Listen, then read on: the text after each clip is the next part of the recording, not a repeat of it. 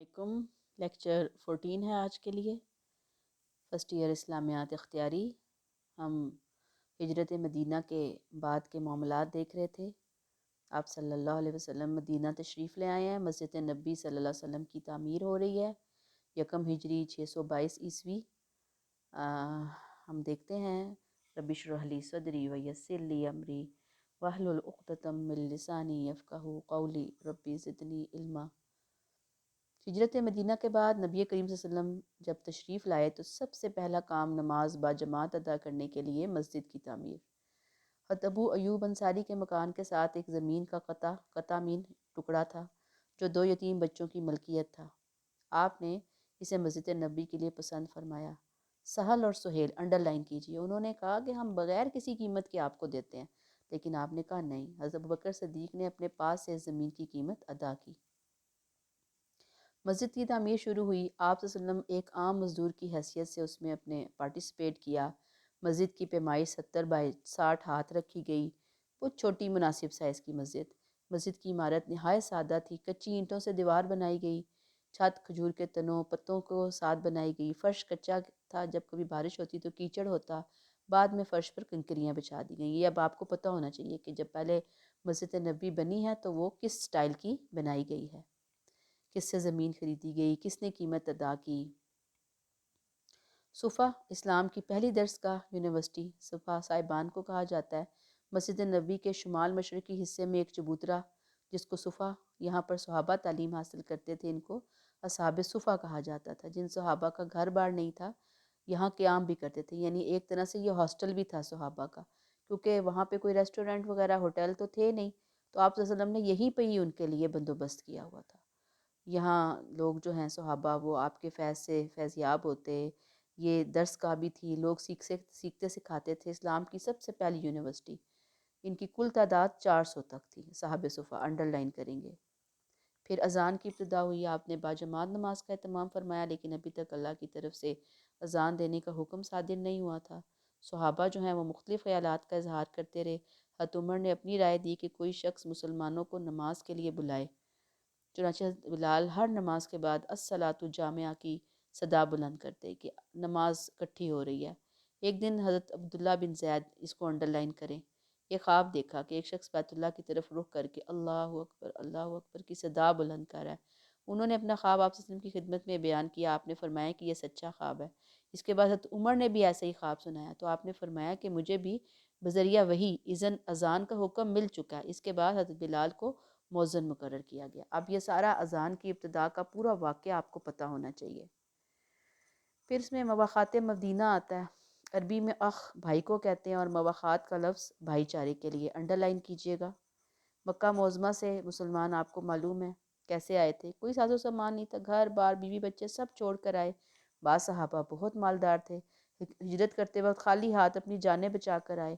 اب آپ صلی اللہ علیہ وسلم نے کیا کیا؟ جو مہاجر صحابہ تھے ان کو آباد کرنے کے لیے، معاشی طور پر ان کو اپنے پاؤں پر کھڑا کرنے کے لیے آپ نے قانون سے زیادہ اخلاقی طور پر لوگوں کو آمادہ کیا، تاکہ مہاجرین اور انصار میں اجنبیت ختم ہو۔ پھر آپ نے ایک ایک مہاجر کو ایک ایک انصاری کا بھائی بنایا۔ انصار صحابی جو تھے وہ بھی انتہائی جانثار وفادار، اپنے بھائی کو اپنے گھر لے گئے، تمام اثاثہ اپنے گھر کا سارا سامان اس غرض سے پیش کیا کہ آدھا آپ کا آدھا ہمارا۔ اسلام میں، پورے عالم اسلام میں، پوری دنیا کی تاریخ میں ایسے بھائی چارے کی مثال نہیں ملتی۔ ارشاد ربانی ہے انما المؤمنون اخوہ، بے شک مومنین آپس میں بھائی بھائی ہیں۔ الغرض مہاجرین صحابہ جو ہیں وہ بہت تھوڑے عرصے میں معاشی طور پر خوشحال ہو گئے اور مدینہ میں اپنے گھر تعمیر کر لیے۔ اس طرح مہاجرین کی آبادکاری کا مسئلہ بہت اچھے طریقے سے حل ہو گیا۔ تو یہ مواخات مدینہ ہے، شارٹ کوسچن آنسر کے لیے ہمیں پتہ ہونا چاہیے۔ پھر میثاق مدینہ ہے۔ ہجرت مدینہ کے بعد جب آپ صلی اللہ علیہ وسلم مدینہ منورہ میں جلوہ افروز ہوئے تو مدینہ مختلف جماعتوں میں بٹا ہوا تھا، جن میں مہاجرین، انصار، منافقین، عیسائی، یہودی سب شامل تھے۔ یہودیوں کے بعض قبائل بہت طاقتور تھے اور کافی عرصے سے انصار پر حاوی تھے۔ اب آپ دیکھیں کہ مدینہ میں جب آپ تشریف لائی، انڈر لائن کریں کون کون لوگ تھے یہاں پر، مسلمانوں کے علاوہ کون کون لوگ تھے؟ مہاجرین اور انصار، وہی جو مہاجرین آئے تھے، انصار وہاں کے لوگ تھے، مسلمان جو ہیں پھر منافقین، عیسائی، یہودی وغیرہ۔ یہودیوں کے بہت سے قبیلے طاقتور تھے، اور کافی عرصے سے انصار پر حاوی تھے. اب وہ غلبہ نہیں تھا لیکن انصار کے مقابلے میں فوقیت رکھتے تھے. آپ صلی اللہ علیہ وسلم نے تمام لوگوں میں نظم و ضبط پیدا کرنے کے لیے کوشش کی تاکہ کیا ہو، یہ امپورٹنٹ بات ہے، مدینہ سیاسی، معاشی اور معاشرتی طور پہ مضبوط ہو جائے، مسلمانوں کے تعلقات غیر مسلموں سے واضح ہو جائیں، معین یعنی ٹو دا پوائنٹ بنا دیا جائے، اور منضبط کہتے ہیں ریٹن شیپ میں آ جائے، لکھ لیا جائے، ان کو تحریر کر لیا جائے، قلم بند کر لیا جائے. مدینہ میں یہود کے قبائل اس کو انڈر لائن کریں گے. بنو قینقاع نمبر 1، بنو نذیر نمبر 2، بنو قریظہ نمبر 3. اس کو 1 2 3 کر لیجئے گا، ٹھیک ہے. یہ تھے. اور عرب قبائل کون کون سے تھے؟ اوس اور خزرج، جس میں انصار وغیرہ تھے، ٹھیک ہے. اوس اور خزرج میں لڑائی رہتی جس سے یہ کمزور ہو گئے تھے، اور اس لڑائی کے پیچھے بھی یہ یہودیوں کا ہاتھ تھا. وہ جان بوجھ کے ان کو آپس میں لڑواتے تاکہ ہمارا اسلحہ بکے، یہ لوگ ہم سے قرضہ لیتے رہیں اور پھر ہمارے مقروض بن جائیں. یہود بہت طاقتور تھے، مالی طور پہ خوشحال تھے. آپ صلی اللہ علیہ وسلم نے امن و امان برقرار رکھنے کے لیے مدینہ کے تمام فریقین کو اکٹھا کیا اور باہمی رضامندی سے ایک معاہدہ کیا. یعنی کہ سارے ان اکٹھوں، یہ عیسائیوں کو، یہودیوں کو اکٹھا کر کے آپ صلی اللہ علیہ وسلم نے کہا کہ ہم ایک معاہدہ بناتے ہیں. سب وہاں پہ متفق ہو گئے اور ایک معاہدہ بنایا گیا. اب یہ جو معاہدہ ہے یہ بہت ضروری ہے کہ آپ اس کی جو جس کے پوائنٹس ہیں وہ دھیان سے یاد کریں، کیونکہ بچیاں مکس اپ کر دیتی ہیں، ٹھیک ہے نا. پیچھے ہم پڑھ کر آئے ہیں کہ بیعت عقبہ اولیٰ میں کون کون سی شرائط تھیں، پھر اب یہاں پہ آ رہی ہیں. آگے آپ جائیں گے تو صلح حدیبیہ کی شرائط، مکس نہیں کرنا. آپ نمبر 1 مدینہ کے تمام قبائل امن و امان سے رہیں گے. امن و امان قائم کرنے میں سب لوگوں کی ذمہ داری ہے. یعنی یہ نہیں کہ کوئی ایک گروپ کرے گا اور دوسرا گروپ آرام سے بیٹھا رہے گا، وہ امن و امان خراب کرے گا، نو. دوسرا، بیرونی اگر کوئی حملہ کرتا ہے سب مل کر مقابلہ کریں گے. تھرڈ، کوئی فریق کسی دوسرے فریق کو نقصان نہیں پہنچائے گا. یہودی عیسائی یہودیوں کو، منافقین مسلمانوں کو، انصار جو ہیں وہ مہاجرین، کسی کو نقصان نہیں پہنچانا. آپس میں فریقین خیر خواہی اور بھلائی کا برتاؤ کریں گے. مدینہ منورہ کو حرم تسلیم کریں گے، اس میں فساد نہیں کریں گے. اہل ایمان مقروض مسلمانوں کی امداد کریں گے. اگر ان میں سے کوئی شخص ظلم کرے گا تو سب لوگ اس کی مخالفت کریں گے. معاہدے کے فریقین میں سے کوئی بھی فریق قریش کو پناہ نہیں دے گا. ایک فریق کا حلیف دوسرے فریق کا حلیف، حلیف مین اس کا جو سپورٹر ہے، ایک کا جو سپورٹر ہوگا دوسرے کا بھی سپورٹر ہوگا. معاہدے کے فریقین یعنی جو دو گروپس ہیں، اگر جھگڑا ہو جائے گا تو نبی کریم صلی اللہ علیہ وسلم تمام فریق کا فیصلہ کریں گے اور ان کو جھگڑے کو تسلیم کیا جائے گا. جھگڑے کے فیصلے کو تسلیم کیا جائے گا. ہر فریق کو مذہبی آزادی حاصل ہوگی، اپنے اپنے مذہب کے مطابق عمل کریں گے. ہر فریق اپنے اپنے محلے میں نظم و ضبط کا ذمہ دار ہوگا. جان بوجھ کر اگر کسی نے کسی کو بھی قتل کیا نا، مسلمان نے نان مسلم کو یا نان مسلم نے مسلمان کو، تو قصاص یعنی بدلہ لیا جائے گا، یعنی بدلے میں وہ بھی قتل کیا جائے گا. ہر مجرم اپنے کیے کا ذمہ دار ہوگا، اس کا حلیف بھی ذمہ دار، اس کا جو سپورٹر ہے وہ بھی ذمہ دار ہوگا.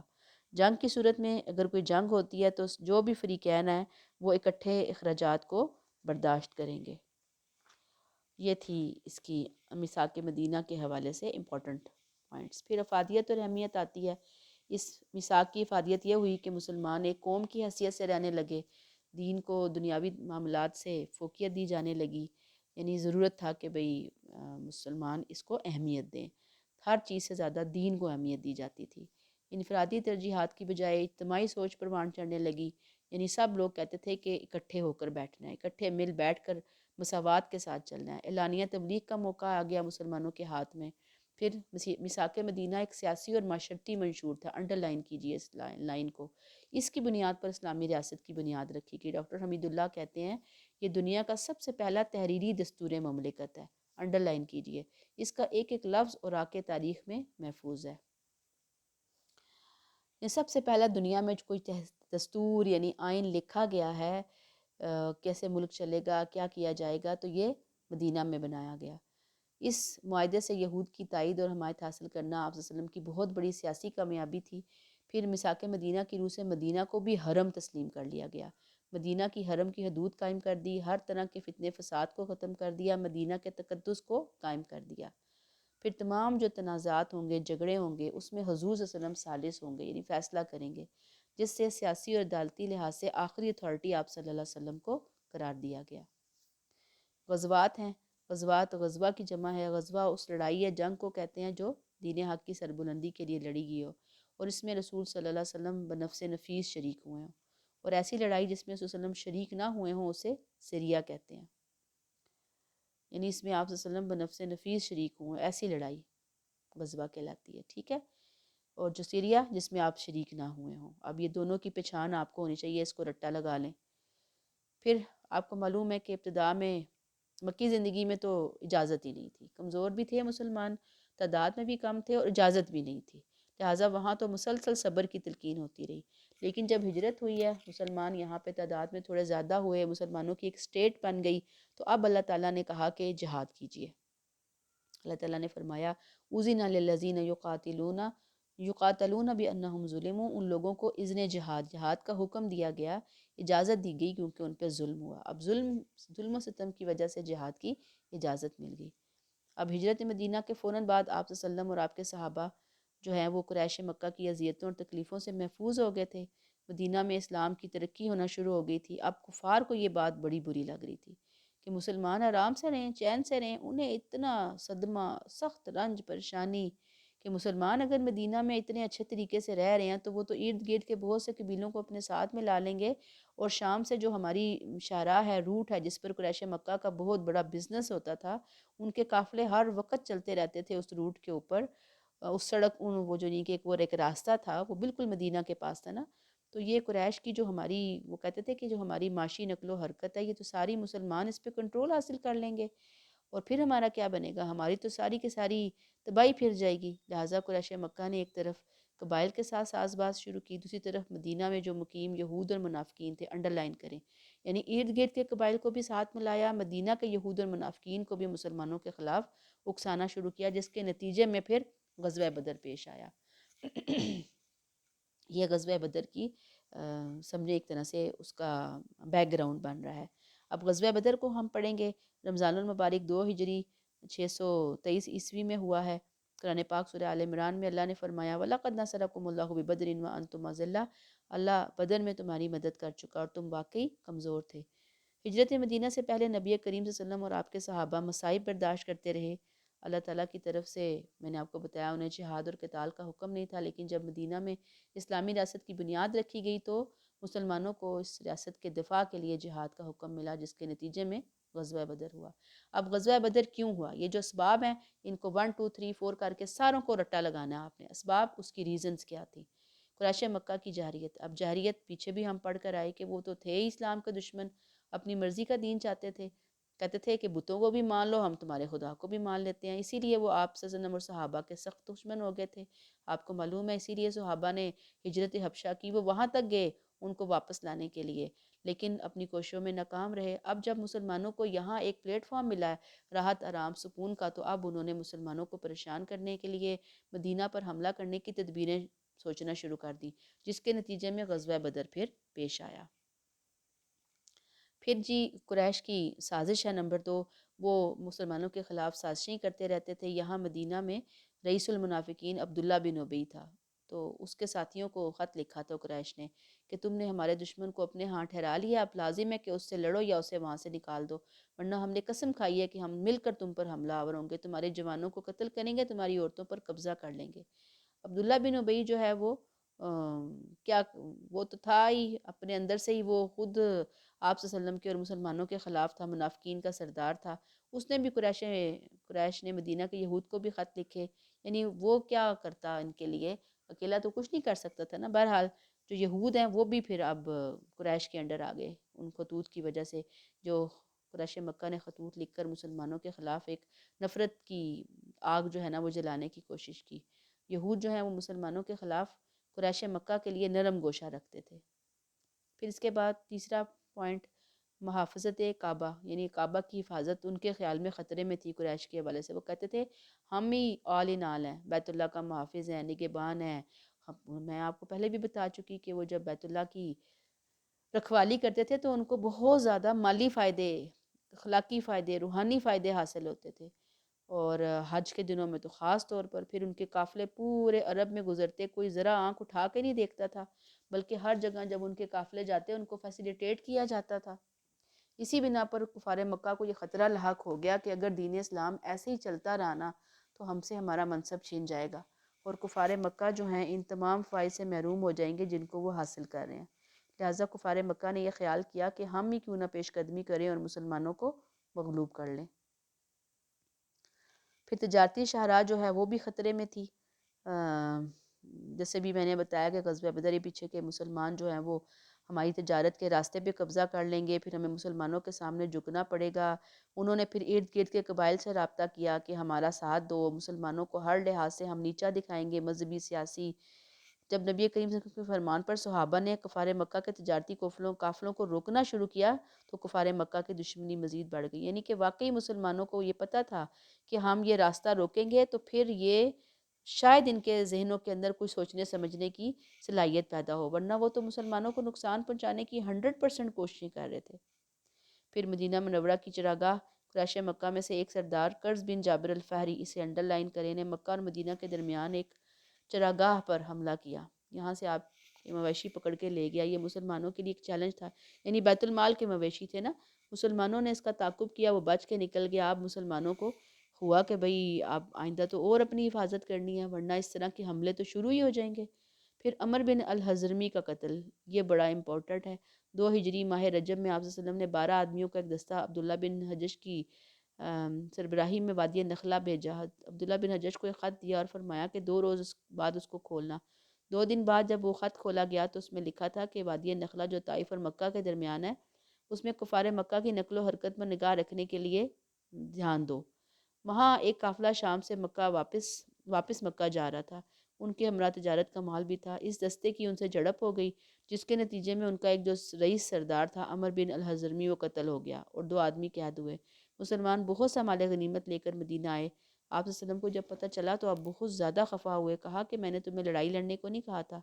یہ واقعہ ماہ رجب 2 ہجری کو پہلی تاریخ کو ہوا تھا، جس میں لڑائی منع تھی۔ اس لیے قریش مکہ مشتعل ہو گئے، غصے میں آ گئے۔ مقتول کے وارثوں نے بھی مدینہ پر حملہ کرنے کے لیے ابھارا کہ بھئی ہمارے بندے مارے گئے ہیں، انہوں نے حرام مہینوں میں لڑائی کر کے پہل کی ہے، لہٰذا ہم اب ان کو چھوڑیں گے نہیں۔ پھر ابو سفیان کا قافلہ کی فوری وجہ، قریش مکہ ابتدائی سے ہی مسلمانوں کے دشمن، ہیلے بہانے سے مدینہ پر حملہ آور ہوتے۔ عمر بن الحضرمی کے قتل کے بعد انتقامی کارروائیاں تیز ہو گئیں۔ ابو سفیان یہ ایک ان کا سردار تھا، تجارتی قافلہ لے کر ملک شام سے واپس آیا تھا، بہت بڑا قافلہ تھا۔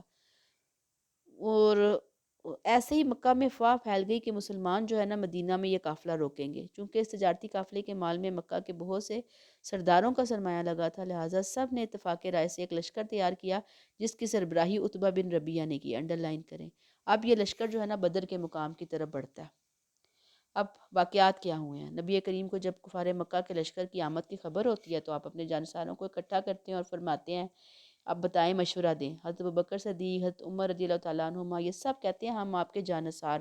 آپ سے مزید پوچھتے ہیں تو انصار میں سے سعد بن عبادہ خزرج سے جن کا تعلق ہے کھڑے ہوتے ہیں اور کہتے ہیں کہ کیا آپ کی مراد ہم سے ہے؟ اللہ کی قسم اگر آپ ہمیں سمندر میں کودنے کا حکم دیں گے تو کود پڑیں گے، اس کو انڈر لائن کریں۔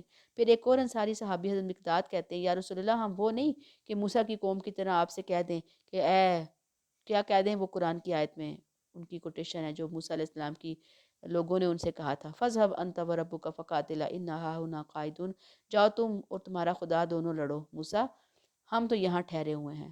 یعنی آپ کے صحابہ نے دیکھیں کتنا آپ کو اپنی سپورٹ کا یقین دلایا کہ سمندر میں بھی کودنے کے لیے کہیں گے ہم کودیں گے۔ یہ سن کر اللہ کے نبی کا چہرہ خوشی سے چمک اٹھا۔ 313 افراد پر مشتمل ایک لشکر بنا، انڈر لائن کیجئے۔ مہاجرین 60، باقی انصار تھے۔ لڑنے کے لیے کسی کے پاس پورے ہتھیار نہیں تھے، صرف 7 تلواریں اور 7 زیریں اور 8 تلواریں تھیں۔ سواری کے لیے 70 اونٹ اور 2 گھوڑے تھے جنہیں باری باری سواری کے لیے استعمال کیا۔ ابھی تو ظاہری بات ہے مسلمان اسٹیبلش ہونا شروع ہوئے تھے۔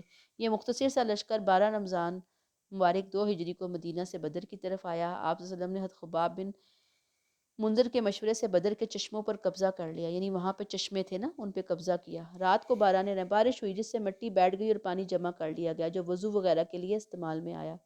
اب جنگ سے ایک دن پہلے اللہ کے نبی نے میدان جنگ کو ملاحظہ کیا، یعنی کہ معائنہ کیا، ارشاد کیا کہ کل انشاءاللہ فلاں دشمن اس جگہ، فلاں دشمن اس جگہ قتل ہوگا۔ مسلمان تکلیف برداشت کرتے ہوئے تھکاوٹ محسوس کر رہے تھے، اگلے روز باطل کے ساتھ ٹکرانا تھا۔ اللہ تعالیٰ نے رات کو انہیں بہت اچھی نیند دی، اچھی طرح سوئے۔ اگلے دن جب وہ اٹھے ہیں تو تازہ دم ہو کر دشمنوں کے مقابلے کے لیے بالکل مستعد، یعنی ایکٹیو تھے۔ آپ صلی اللہ علیہ وسلم ساری رات جاگتے رہے اور بہت روتے رہے، کہتے ہیں کہ اللہ تعالیٰ تو نے مجھ سے وعدہ کیا اسے پورا کر، اگر آج تیرے یہ بندے مٹ گئے تو پھر قیامت تک تیری عبادت کرنے والا، تیرا نام لینے والا کوئی نہ ہوگا۔ 17 رمضان کو آپ نے مسلمانوں کی صفیں درست کی تھی، اللہ تعالیٰ نے 5,000 فرشتوں سے مدد کی، انڈر لائن کریں، اور فتح مبین کی خوشخبری دی۔ آپ صلی اللہ علیہ وسلم نے صحابہ کو پہلے کہا کہ جنگ نہیں کرنی جب تک کفار قریب نہ آ جائیں، پھر یہ مسلمانوں کے لیے بہت سخت امتحان تھا۔ وجہ کیا ہے؟ امتحان کیوں تھا؟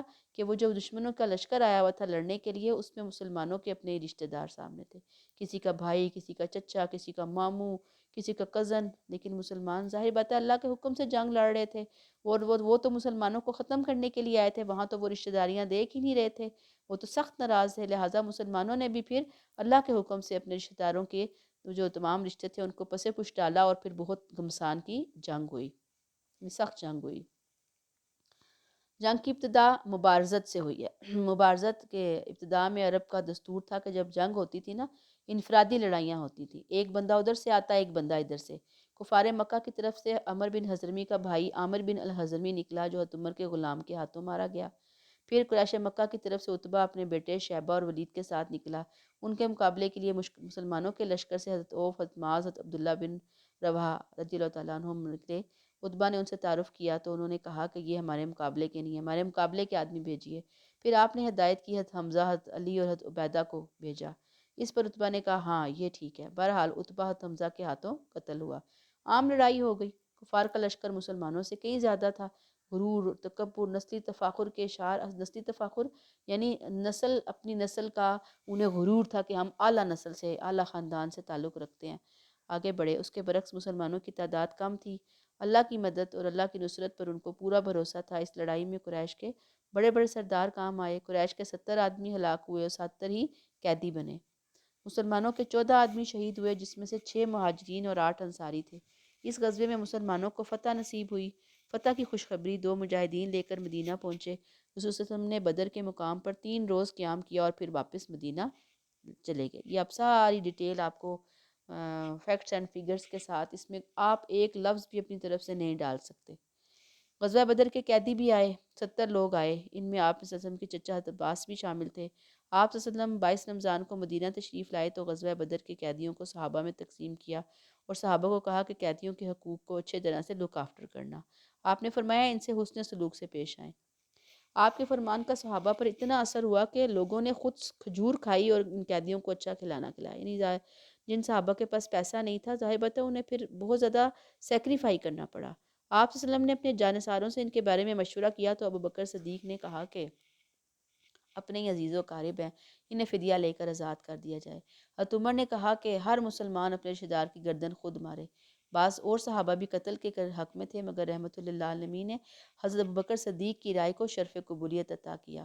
ہر قیدی کا فدیہ 4,000 درہم مقرر ہوا۔ مکہ والے آئے، اپنے عزیزوں کو فدیہ دے کر آزاد کرا کے چلے گئے، اور جو فدیہ ادا نہیں کر سکتے تھے، آپ صلی اللہ علیہ وسلم نے ان کی ڈیوٹی لگائی کہ ہم مسلمانوں کے 10 بچوں کو لکھنا پڑھنا سکھائیں، اور یہی آپ لوگوں کا فدیہ ہے۔ پھر غزوہ بدر کی فتح کے اسباب کہ کیسے فتح ہوئی، اس کی ریزنز کیا تھی۔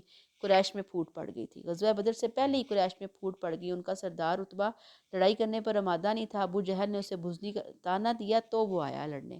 پھر ابو سفیان کا قافلہ صحیح سلامت واپس مکہ پہنچ گیا۔ قبیلہ زہرہ اور عدی کے لوگ کہتے ہیں کہ ہم تو پھر لڑائی نہیں کریں گے، وہ نکل گئے بیچ میں سے۔ مسلمانوں کا اتحاد، کفار مکہ کا لشکر ایک سپہ سالار کے تحت جنگ لڑنے کے لیے آمادہ نہیں تھا۔ ہر سردار کہتا تھا کہ میں ہی سپہ سالار ہوں۔ دوسری طرف مسلمانوں کے لشکر میں اتنا اتفاق تھا کہ مسلمانوں کی سپہ سالاری اللہ کے نبی صلی اللہ علیہ وسلم کر رہے تھے نا، ایک جھنڈے کے تلے تھے مسلمان۔ نظم و ضبط، مسلمانوں کے لشکر میں نظم و ضبط تھا، آپ نے خود صفوں کو درست کیا، خود رہنمائی کی، جبکہ کفار کے لشکر میں ذرا نظم و ضبط نہیں تھا۔ پھر باران رحمت بارش ہوگی ایک رات پہلے، جس سے مسلمانوں کی طرف کی جگہ جو تھی وہ بیٹھ گئی، اور کفار کی جگہ جو تھی وہ چکنی ہو گئی، وہاں بارش کی وجہ سے کیچڑ بن گیا، اس سے نقل و حرکت ان کو بڑا مشکل پیش آ رہا تھا چلنے میں۔ اور آپ دیکھیں نا صحرا میں اگر بارش ہو تو بڑا مشکل ہو جاتا ہے۔ پھر صحابہ کا ایک رات قبل سو جانا، وہ تو اپنا تن من دھن وار کر اللہ کی راہ میں قربان کرنے کے لیے آئے تھے، اللہ نے ان کو نیند دی، کفار پوری رات جاگتے رہے، اور جب مسلمانوں کی آپس میں لڑائی ہوئی تو وہ جاگے ہوئے تھے، یہ اچھی طرح ریسٹ کیا ہوا تھا، انہوں نے پوری یکسوئی جان فشانی کے ساتھ جنگ کی، اس لیے کفار کا لشکر جو تھکا ہوا تھا، نیند سے جاگا ہوا تھا، ان کی بری حالت بنی۔ بہتر جنگی محاذ، مسلمانوں کا جو لشکر کی جگہ ہے وہ اونچی تھی، کفار کا لشکر نشیبی نیچی جگہ پہ تھا۔ کفار کو مسلمان اپنے سے دو چندی دگنا نظر آ رہے تھے، جس سے کفار مکہ پہ رعب اور دبدبہ اور بڑھ گیا، ان کے حوصلے پست ہو گئے۔ پھر مبارزت کا اثر غزوہ بدر کے شروع میں ہی مبارزت ہوئی تو لشکر قریش کے سردار عتبہ، ولید اور شیبہ یعنی بڑے بڑے سردار شروع میں ہی قتل ہو گئے، اس سے ان کے حوصلے پست ہو گئے۔ سورج کا رخ لڑائی کے دوران کفار کے سامنے تھا، یعنی جب وہ دیکھتے تھے مسلمانوں کو تو ان کی آنکھوں میں سورج کی لائٹ پڑتی تھی اور مسلمانوں کے پیچھے تھا، اس وجہ سے بھی کفار مکہ جم کر مسلمانوں کا مقابلہ نہیں کر سکے۔ بہتر سپہ سالار لڑائی کے دوران جو کفار کا لشکر ہے وہ جنگ کے طریقوں سے ناشنا تھا، ہر بندہ اپنا وڈا بنا ہوا تھا، جنگ کے اصول و ضوابط سے استفادہ نہیں کر رہے تھے۔ آپ صلی اللہ علیہ وسلم نے اپنے لشکر کو آگے بڑھنے سے روکے رکھا اور کفار کا لشکر پیش قدمی کرتا گیا۔ جب وہ قریب آیا تو ایک دم ان پر حملہ کیا اور انہیں پسپا کر دیا گیا۔ پھر اللہ کی خاص مدد آئی، نصرت الہی، اللہ کی مدد تھی۔ اللہ کی جب مدد ہو تو کون کسی پر غالب آ سکتا ہے؟ کفار کے لشکر کو ملیا میٹ کر دیا گیا۔ یہ غزوہ بدر کی فتح کے اسباب تھے۔ پھر غزوہ بدر کی فتح کے جو غزوہ بدر ہوئی ہے اس کے نتائج کیا کیا تھے؟ شوکت اسلام، کیونکہ اسلام کی اور کفر کی پہلی جنگ تھی، وہ مسلمان تھے جو کفار کے ہاتھوں بہت ستائے گئے، مکہ میں مصیبتیں برداشت کرتے، تعداد کم، اسلحہ نہ ہونے کے برابر، کفار کا لشکر مسلمانوں سے 3 گنا 3 ٹائم زیادہ، اسلحہ بھی زیادہ، مگر اللہ تعالیٰ نے مسلمانوں کو فتح دے کر یہ بات ثابت کر دی کہ کامیابی اللہ کی اطاعت میں ہے، زیادہ تعداد اور اسلحے میں نہیں۔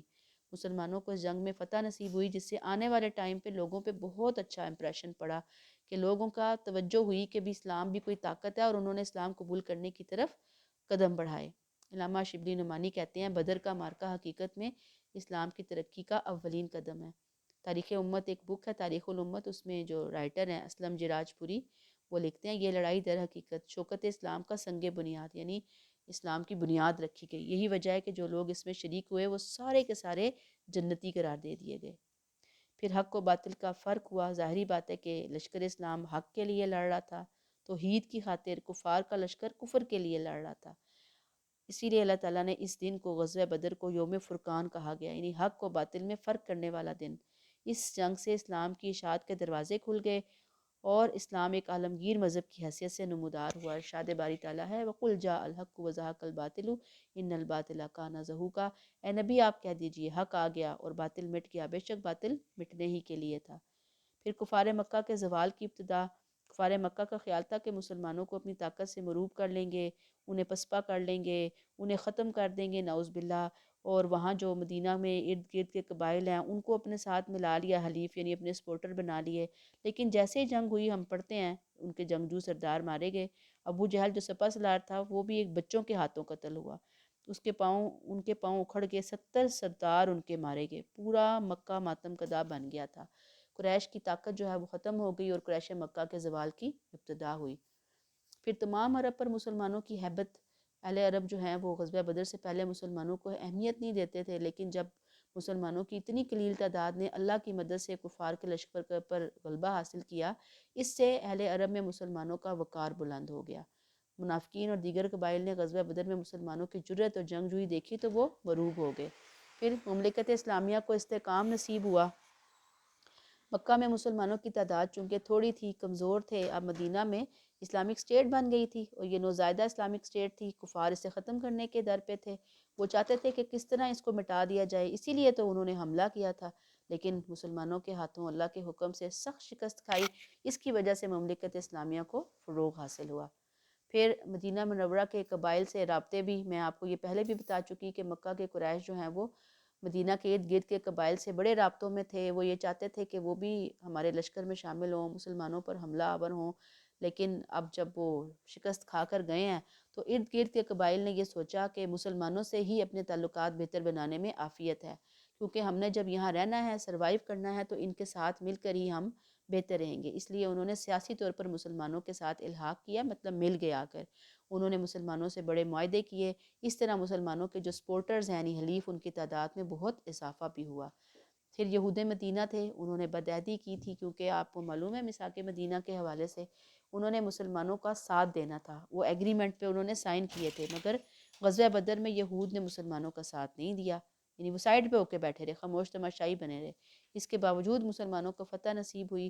اس کے بعد جب یہ فتح ہوئی ہے تو یہودیوں میں حسد کا ایک مرض پیدا ہوا، جس کی وجہ سے یہودیوں نے پھر مزید آنے والے دنوں میں کفار کے ساتھ مل کر مسلمانوں کے خلاف سازشیں کرنا شروع کر دیں۔ تو اب یہ مختلف پوائنٹس ہیں، اور اس میں آپ یہ ذہن میں رکھیے گا کہ جب یہ واقعات ہم پڑھتے ہیں غزوات کے حوالے سے، تو آپ دیکھیں گی کہ اس کی ابتدا ہوتی ہے جیسے غزوہ بدر کب کیا ہے، کیسے ہے، اس کے پھر اسباب کیا ہیں، پھر اس کے واقعات کیا ہیں، پھر اس کی فتح کے اسباب کیا ہیں، پھر اس کے نتائج کیا ہیں۔ گویا ایک غزوے کے اندر 4 امپورٹنٹ پوائنٹس ہیں، مین ہیڈنگز ہیں، اور اس کے اندر پھر سب ہیڈنگز ہیں۔ اب اگر آپ غزوہ بدر پہ بات لکھتے ہیں تو یہ نہیں ہوگا کہ آپ شروع کے پہلے 2 میجر پوائنٹس کو لے لیں یا ایک کو لے لیں، اسی کو ہی ڈسکس کرتے رہیں، باقیوں کو چھوڑ دیں، تو آپ کو 15 میں سے 5 نمبر بھی نہیں ملیں گے۔ جب تک کہ آپ یہ چاروں مین ہیڈنگز اور پھر ان کے سب پوائنٹ نہیں دیں گے، اس وقت تک نمبر حاصل کرنا ممکن نہیں ہوگا۔ ٹھیک ہے جی، یہاں پہ روک لیتے ہیں۔ السلام علیکم۔